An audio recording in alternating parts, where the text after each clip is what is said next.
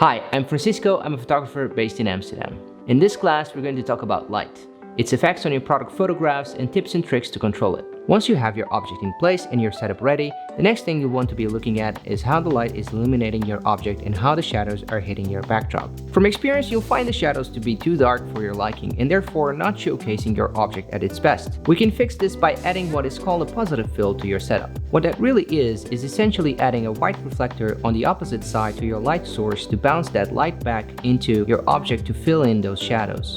The closer you bring your reflector to your object, the brighter your shadows get. Here's a before and after comparison.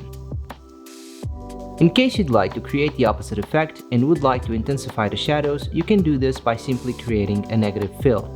You can achieve this effect by placing a black reflector next to the shadow side of your object. This will prevent any ambient light in the room from bouncing back into your object's shadows. Here's a before and after comparison. When photographing your objects, you may find yourself facing two scenarios: having hard light or soft light, which can also be identified as direct light and indirect light.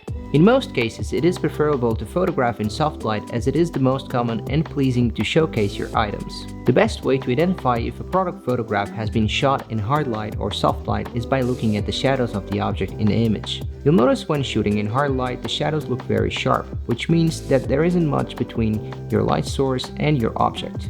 By adding a sheer curtain or any kind of translucent fabric between your light source and your object, you'll be able to diffuse that light and make the shadows softer. Here's an example of the same object photographed in hard light and in soft light. Now that you understand light, let's start shooting.